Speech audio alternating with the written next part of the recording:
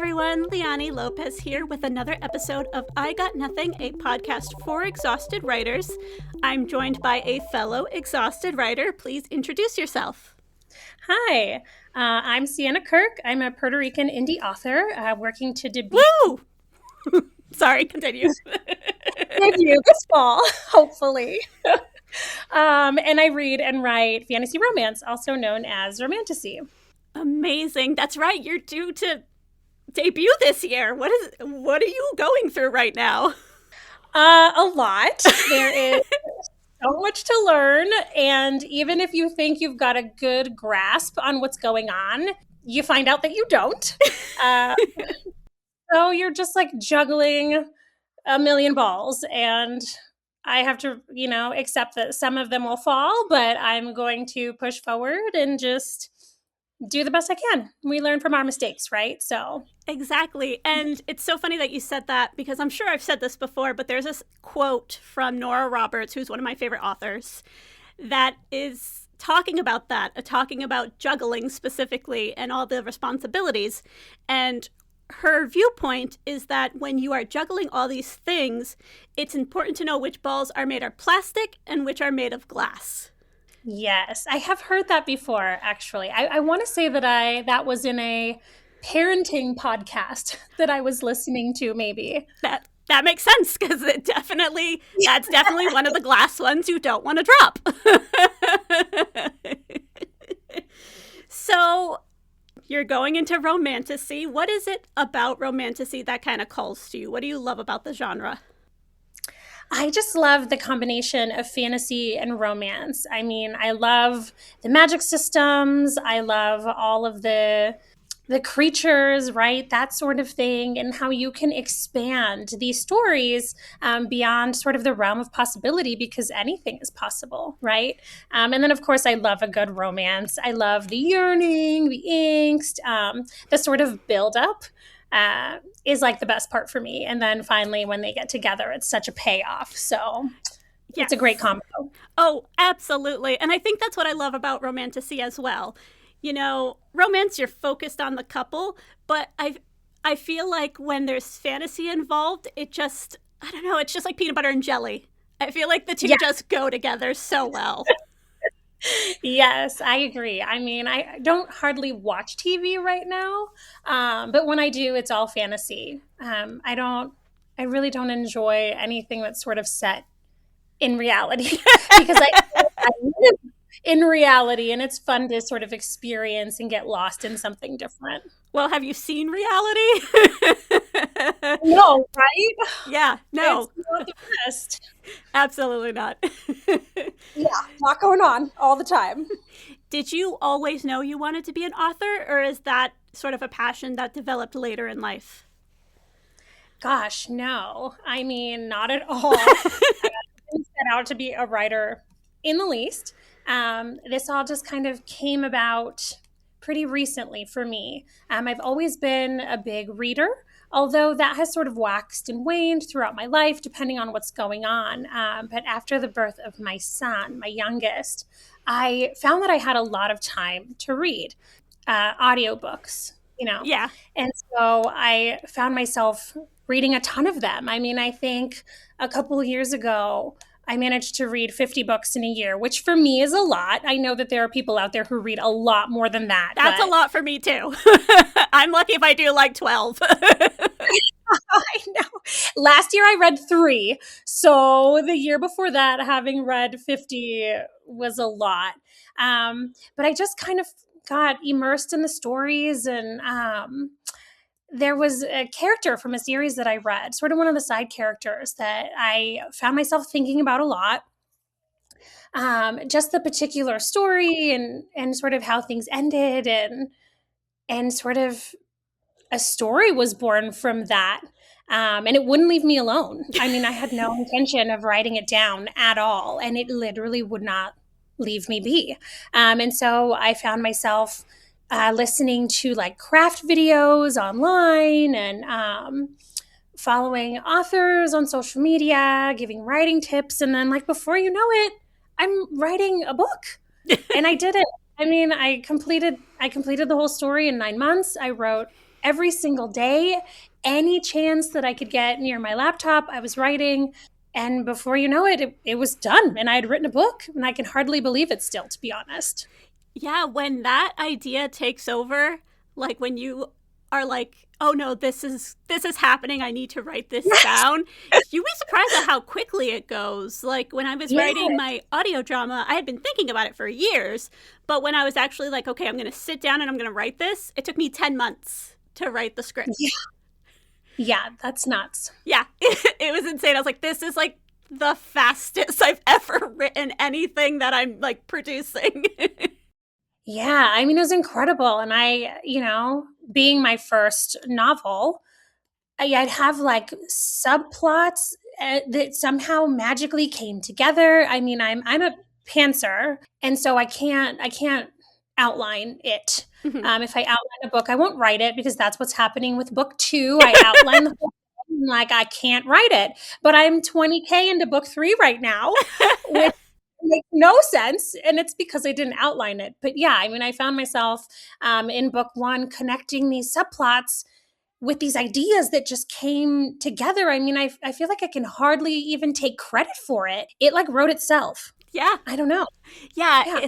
it's so interesting you say that. I was having a similar discussion with someone recently about somebody who I watch on YouTube was saying when he was younger, he used to get all these story ideas or character ideas while he was like sleeping, like through dreams.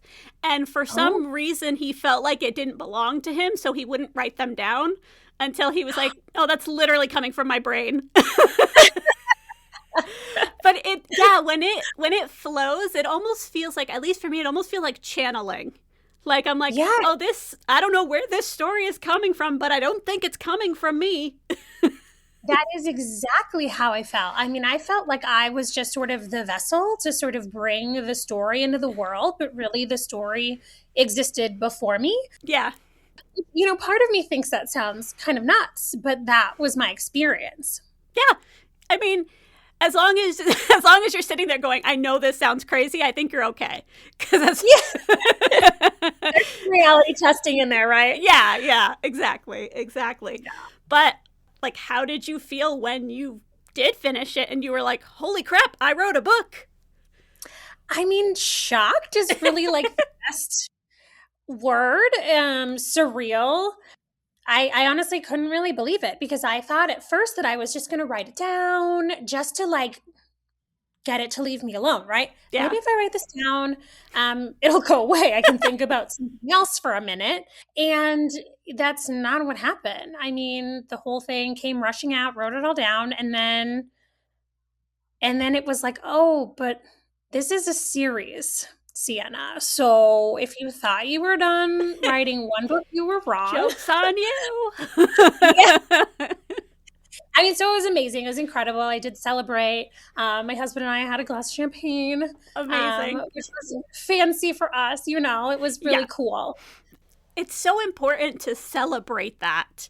I mean, Yeah. anytime like I finish a project, I do a really embarrassing happy dance that no one is allowed to see. And I try to treat myself. So when I'm doing like a ghostwriting project, I will get a massage after. Like that's my indulgence. So Yes. like my friend Gina who does my massages, like when I come in, she's like, "Oh, did you just finish a book?" Like I love it. She already yeah, knows. 100%. So she's gonna be like, "I haven't seen you in a while. Are you okay? Like, have you not finished any Right. projects lately?" I love that. But I think it's so important to celebrate that because it's it's a huge accomplishment. First off, so many people start writing books or start writing and then, never finish. They never go back to it. Especially in this day and age with all the distractions and, the world burning. It's so hard to finish creative things, but you really need to celebrate it when you do. Yeah, I agree. I mean, I really wanted to sort of mark that moment. I mean, with kids and young kids, it's kind of hard to sort of do Yeah. anything big, so to say. But I did feel like I was able to mark that moment, and then I wanted to take a break from the manuscript, which was surprisingly so difficult. Like you would think maybe a break would have been welcome at that point, but it wasn't. I mean, I Yeah. wanted to dive right back in and had to do so, you know? Yeah. Yeah. Yep, I know. That's Yeah. sort of how I felt when Battle Cry came out last year. I was just, my brain was like, okay, season 2. Come on. You have ideas Yeah. already. And I was just like, first of all, this took 2 years of my life. We need to chill. And second of all, you have a book you've been trying to write since 2016 that could be finished if you worked on that. And it was like when the season finale came out in October, I took all of October off because by that point I was just dead to the world. So if I had started writing in between the premiere in October, I would have been even more burnt out than I already was by that point. So, For sure. yeah. Yeah. That's awesome. So you said you were carving out time to write wherever you could. Were there any writing rituals that you did for yourself to kind of get right into the headspace, or it was like, I've got 20 minutes, I gotta write as much as I can? Yeah, I mean, if chaos is a writing ritual, then you I mean, sign yeah. me up for this one. Yeah, I mean, it was really any moment that I could get near my laptop. I was jotting down ideas. If I was not near my laptop, then it was like, the notes app on my cell phone or voice notes. All of my ideas sort of tend to arrive while I'm in the shower Yep. or while I'm driving. Yep. And so you can imagine it is quite difficult to jot notes down in those moments. Yes. So, no, I mean, I will say one of the craft videos that I watched suggested reading like a chapter out of one of your favorite books just to sort of get the creative ideas flowing. And I did try that several times, but my problem was that because they're my favorite books, I would end up reading more than one chapter. Yeah. You don't want to put it down. Like I've read these books, several times, and yet, I'd open the book in the middle and start reading, and then it'd be like 20 minutes, and I'm like, oh, okay, I need to put this down. I know what happened. It's all fine. So I don't do that as much anymore. I just jump straight into writing, but I have found it helpful at times if I'm feeling stuck. Yeah, I understand that, and I'm an author coach as well. So something cool. I suggest for people is to sort of ingest different types of media. Like, especially if you're looking for like inspiration or just kind of a break from what you're working on, even like a complete genre change. So for example, I love fantasy. I write rom-coms for ghostwriting, and then I write romance. But I rarely consume romance media. Like usually I'll watch like terrible horror movies. Like just to like get my mind out of that mindset, because I think about it like 24/7 because writing is my full-time job. Yes. So I have to kind of put on other media. It's like it's like media self-care. Like I'm just like, oh, I gotta have my little media snack before I go back to work. I totally get that. Yeah, it can be helpful to sort of explore, I guess, different genres, right? Yeah. See what that's about a little bit. And this is a tip I have given before, but since you are a mom, you will totally love this. For those ideas that you get in the shower, there are toddler crayons you can use to write on shower walls that wash off with soap. Yeah. No way. Yeah. That sounds awesome. Yep. I found them when my son was small because he's on the spectrum and he loves baths. He's 13, but he will still take like 2 to 3 baths a day because it just kind of resets him. But when he was younger, I found them at the bookstore we go to. It's a book and toy store. And when he was using them, it was just like, ding! And I was like, oh my God. I can use these if I have an idea. And then it just washes off with soap and water. Yeah. Oh gosh, seriously. My shower would likely look. You look like a crazy person, but it would help. Yes.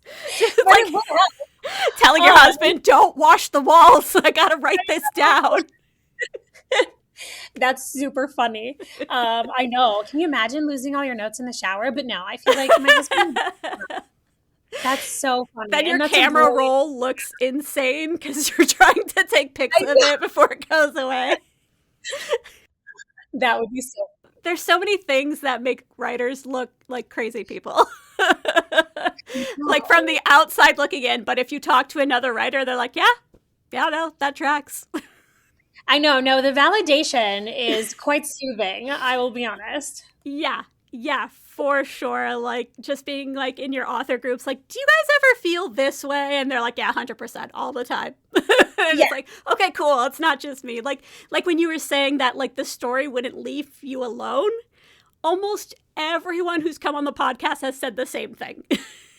Oh, I love that. Like, I want to make like a motivational poster. Like, no, that idea is not going to leave you alone. Yes, you need to write it down. I would wear that on a t-shirt for sure. Yeah, I think that's going to be a t-shirt at some point. Yeah, it should be. So now that you are working on books 2 and 3, and I know you said you were a pantser and you outlined, but kind of started working on another one. What does it feel like, or what do you do when an idea takes root? Like, how do you start to develop it further? I know you were saying you take notes, you do memos and things like that.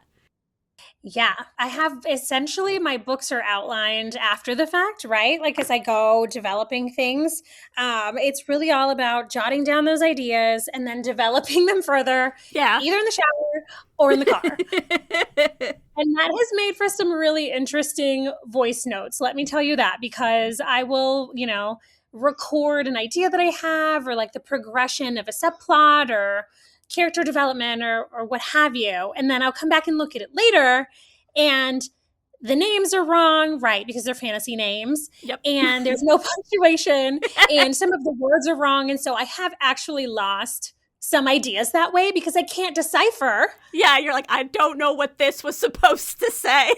Yes. So I have to laugh at that. Sometimes I'm able to figure it all out. And then, there have been times where I'm like, I have no idea where I was going with that. So I think that idea pops back in because otherwise, I don't know, we lost that one. So casualties of writing through the chaos. I had that happen to me while I was editing my manuscript because I finished drafting it at the end of last year. I finally drafted like the final chapters.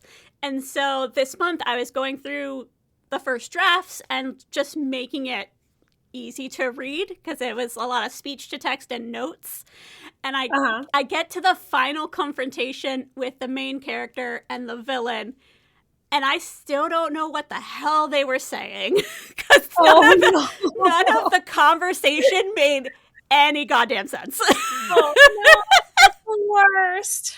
I was like, well, I guess I'm rewriting this because I don't know what it was supposed to be like.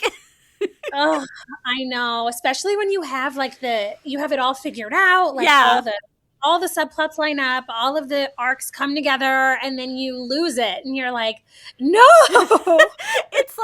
It's like seeing a movie, like seeing the scene in your head, and then they start talking, and then it's like The Sims talking. Like it makes no sense.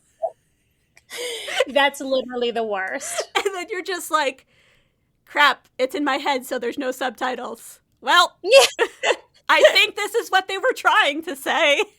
Right? We're just going to make it up again. It's not going to be as good, but it'll be fine. Well, it'll probably be a little bit better because you'll be able to understand what it was supposed to say. Oh my God, I'm glad that I'm not the only one that happens to. No, not at all. Actually, that happened to me 2 days ago. I was reading through these notes for this particular scene in book 3, and I'm like, I have no idea what this was supposed to mean. So we're gonna keep going, see if we can figure it out. Like 3 months from now, you're gonna wake up in the dead of night and just be like, oh my God, this is what it meant. Yes, I have learned my lesson with those awakenings, by the way. Yeah. Because I've woken up in the past having this fantastic idea for the story and thinking I'm going to remember that in the morning. And you just don't. No. You don't. No. No. For me, it's always when I'm drifting off to sleep.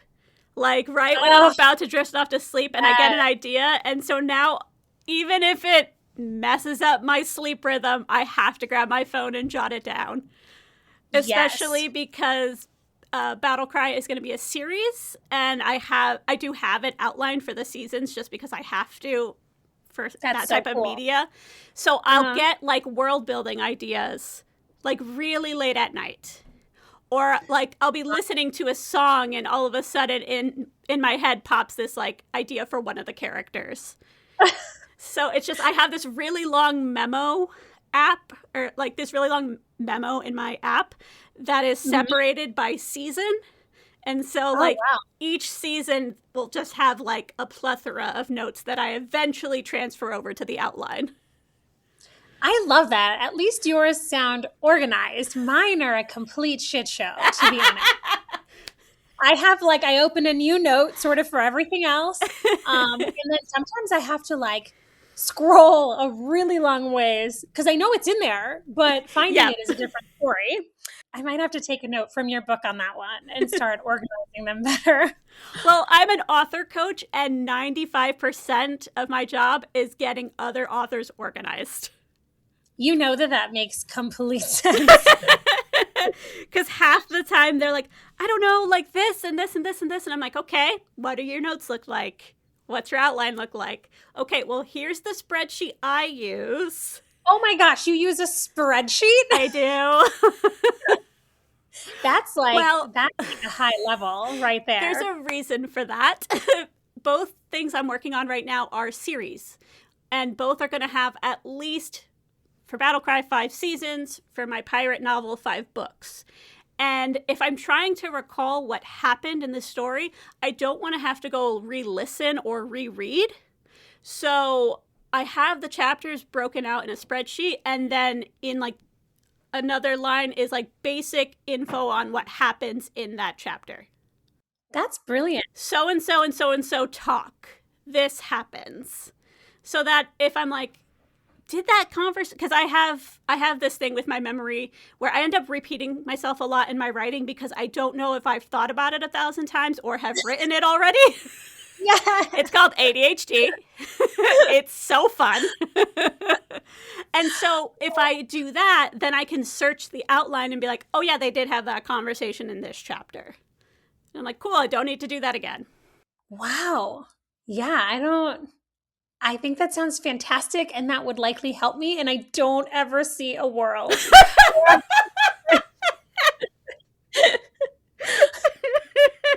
Who knows? Maybe it'll change, but this is supposed to be a 5-book series as well, and I don't know. Yeah, it's just all somewhere in the notes app or in my brain. That was also like the most Puerto Rican thing ever. Like, I'm sure that works for you, and it would help me, but it's not going to happen. Yeah. I don't have time for that. I mean, okay, let's be honest. It would probably save me a ton of time later. Yeah, I'll have to think about that.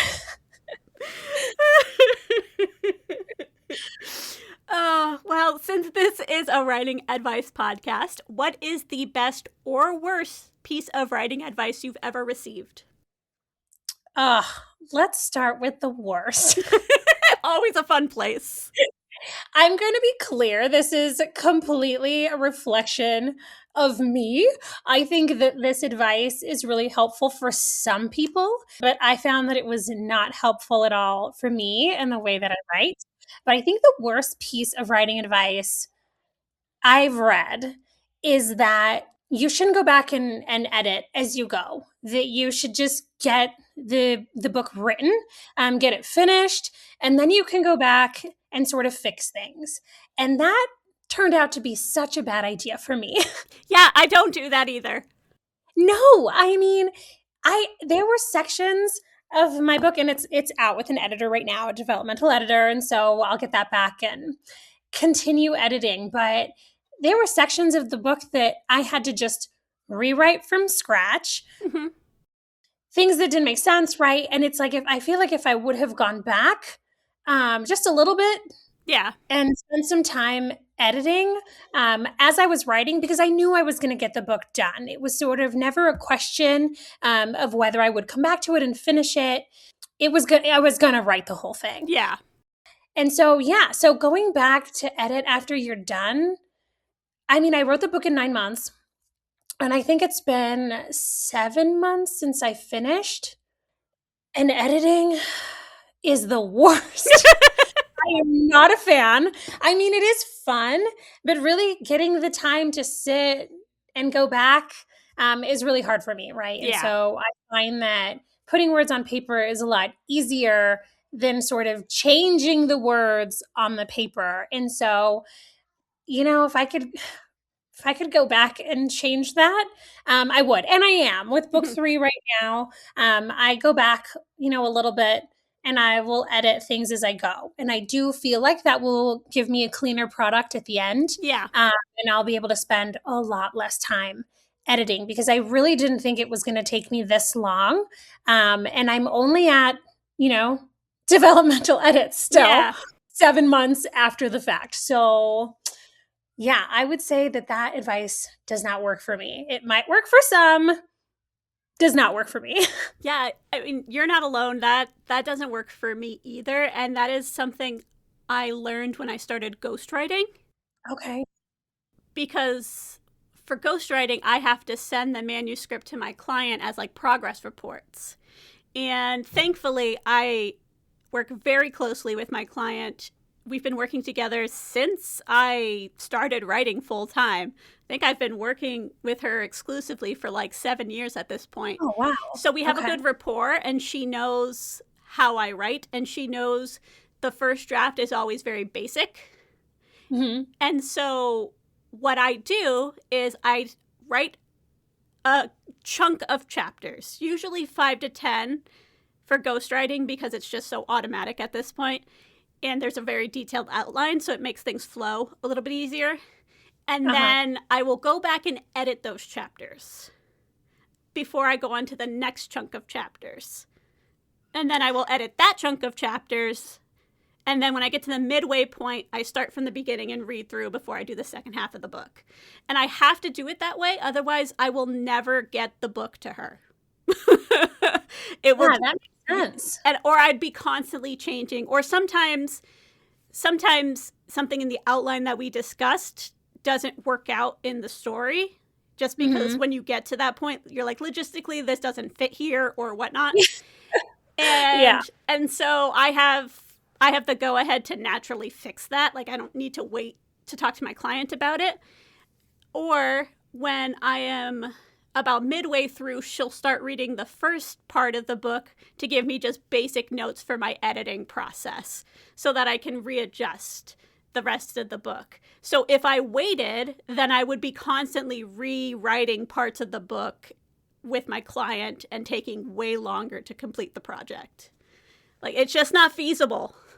No, not at all. I mean, I feel like I love that sort of chunk of chapters idea, and I think I'm going to implement that here. I think I'm only 7 chapters in with book 3, but there are already things that I've had to go back and change and have already sort of resulted in a better story. And so, I mean, there was no way to know writing my first book, but it was a good lesson learned in figuring out sort of the process that works for me and figuring out the story that I want to tell because with book 1, there was sort of one thread that I just wasn't sure if it was pulled through the manuscript clearly enough. Yeah. And so I think, at some point when you're in the manuscript every day, you can't see the forest for the trees anymore. Yeah. That's why I was glad to send it off. You're like, please just take this away from me. Please just tell me. Yeah, somebody else needs to tell me. Yeah, so yeah, and we'll see. I still don't know. There are some things that are sort of unclear, but I think at least this book 3, because we're ignoring book 2, feels just a lot more concrete in that way. And I think that going back and editing as I go has been really helpful. I find it helpful not only to move things along, but even in my own writing, it just helps to kind of get a better idea of the second half of the book when I know the first half is solid, at least like plot hole wise. Yes, absolutely. And it's just sort of a strange thing that occurs with that too, is that if you're not sort of going back and reading and editing as you go, for me, it was kind of, I mean, surprising really, but not that surprising. When I did go back to the beginning of the book, to learn that I was no longer the same writer now at the end than I had been 9 months prior. Yeah. And so my writing style had already changed. My sentence structure, the use of words, all of that had already changed quite drastically by the end of the book. So when I went back to the first part of the book, it was almost like, wait, who wrote this? Like, I know I wrote it, but like, really? Yeah. So that was, I mean, I felt like you had two different writers, one who wrote the first half of the book and one who wrote the second half, and they didn't match. And so working through the manuscript to make sure that it was sort of more cohesive in that sense also took a long time. And it was a surprise. I'll say that. It is. And it's, you know, I hadn't thought of that really in those words until you said it, that you really are a different person by the end of the book. Yeah. Not just in general, because it's been a significant amount of time in the real world, but just your writing develops during the story. Yes. Like the writing for my pirate book is so vastly different from any of my other writing. And I almost see it as like a relaunch of my like book writing portion of my career, because if you read that book and read the two books I have out, you're going to be like, is this the same person who wrote these? Mm-hmm. Because it's just like, it's been years since I wrote those. Even when they were published, they had been in my drafts for years before that. Oh, wow. And I've been trying to work on this book since 2016, so it's just changed so much. So when I would look at like old chapters I used to write before, most of it got scrapped because it just didn't work anymore or didn't even sound like me anymore. Yes, absolutely. I mean, I had that same experience. Like 10% into the book, there's this sort of, you know, important event that happens, and there's this whole section of dialogue that I'm looking back at it and I'm like, oh no, this is so bad. This is terrible. You know? And I had to scrap the whole thing and rewrite it. And I mean, I think the book is a lot better for it. But yeah, you go back and you're like, oh gosh, yeah, let's fix this. Well, as we wrap up here, what is the best piece of writing advice you have received, or what writing advice would you give to other authors like yourself who are just starting their indie author journey? I would say the best piece of writing advice I ever received was to show up, even when you're feeling uninspired. You know, since working through edits is not my favorite part of, you know, writing a story, I felt like I would get stuck, right? Just reading the same thing over and over again. And so I started writing, well, I outlined book 2 and started writing book 3. And I found that sort of my creativity returned. But still, I had days that I felt like, because I don't know exactly yet what book 1 will end up being, that I was stuck, right, in some parts of book 3. And so it was difficult to show up some days, but showing up even when you're uninspired has been really helpful in that I've actually recently had some of the best writing days in months, showing up uninspired. And yesterday was one of those days for me, in that there was sort of the section of dialogue that I felt stuck with, but I showed up anyway, and I ended up writing 4,000 words yesterday. And it got to the point where I'm trying to go to bed and the ideas won't stop coming. And so it's funny you mentioned that you're trying to go to sleep, and you'll get these ideas. And so I think I opened my laptop 4 different times after I had originally to come back and add more and more and more and more to the story, because it was just, I mean, I almost didn't want to go to bed. Yeah. Because it was a really good flow day, right? There was a lot coming. You're like, I don't want to interrupt this. Yes, I know. I'm like, oh, I could go to sleep in a couple hours. No, I ended up going to bed maybe after the fourth time. I was like, okay, enough. I need Yeah. to go. You do have to like parent yourself in that moment. Like, you know you're going to be tired tomorrow. So you got to put the laptop away. Yes, I love that this is a podcast for exhausted writers because I Yeah. fit in that category perfectly. We are all so tired. Yes. But yeah, that has probably been the most helpful piece of advice. But advice that I would give to new indie writers just starting is probably just to slow down a little bit, not to rush the process. It takes time to write and edit a good book, and that is obviously advice that I have been Yes. giving to myself lately. Because I want to sort of get through this editing phase. I've been in it for so long that I feel like I'm ready to get out, and I'm honestly just starting. So Yeah. Yeah. Yeah. I yeah, that is such a good point. And I feel that way because I'm not a fast worker. I'm a fast typer. I can write really quickly because I kind of had to train myself to do that when I was homeschooling my son when he was younger. I only had Mhm. very specific periods of time where I could write, so I kind of had to fit all the writing in that like Yeah, window of time. But I don't release books quickly. I don't release projects quickly. Once I set my mind to it and I'm like, okay, I'm going to do this, I can get a pretty decent timeline. But yeah, I do get to that point where I like feel like I'm rushing it and I really have to slow down because I know myself and I'm like, is the quality of your work right now something you're going to be really proud of, or are you going to look back and be like, "Oh, I rushed that." exactly. Yeah, that's exactly how I feel. I mean, I want to put forth my best work, and I think there's a lot of pressure out there, right, in the world to release books quickly. Yeah. And there is some science, I would say, behind that, right, in sort of capitalizing on the hype, and it helps with marketing, sort of staying fresh on readers' minds. But it depends, I think, on the goals that a writer has. And Yeah. my goals are to put forth the best book that I can. And so I just have to remind myself of that, take a step back, and know that I'll probably get faster at this process as I go. But right now, being sort of a brand new indie author, it's really the time to slow down, learn as much as I can, and implement that as I go in the future. But for now, it's important to sort of not buy into that pressure, and do what works for you. I completely agree. It's very much quality over quantity.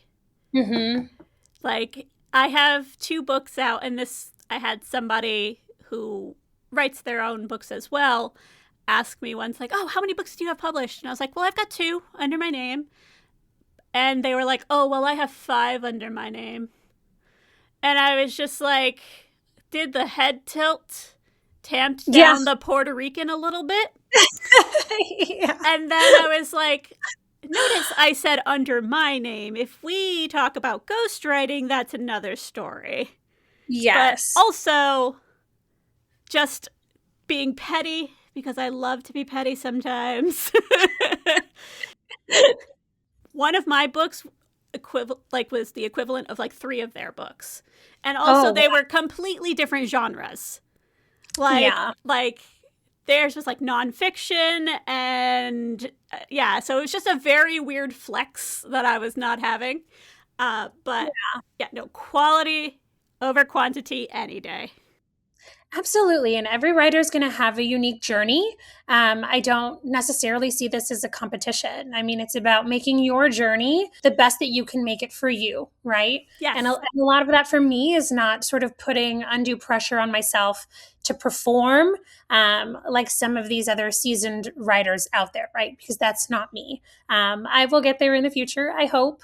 But for now, I want to enjoy the process. I want to enjoy sort of being immersed in this before I jump into the craziness of debuting and then marketing and then sort of letting my baby go, right? Yeah. Like Once you release your book, it no longer belongs to you. So want to hold on to it for a little while longer. And that is completely valid. And on that note, thank you so much, Sienna, for joining me. This was a delight. Yes, I agree. It was great to chat. Thank you for having me. Where can people find you online?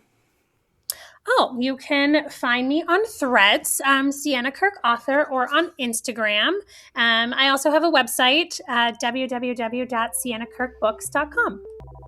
Awesome. And those links will be in the description of this episode. This is a reminder that I do have a Patreon. Patrons receive episodes up to 2 days earlier than the general public. There are exclusive blogs and podcast episodes that are only found on Patreon. You'll also receive discounts on writing services, behind-the-scenes tidbits for Battle Cry, including access to our blooper reel, access to my Discord server, and shout-outs in future podcast episodes. So head over to patreon.com/Leani M. Lopez or check out the link in the description. Alrighty, thank you again, Sienna, and thank you to everybody for listening. And as always, happy writing!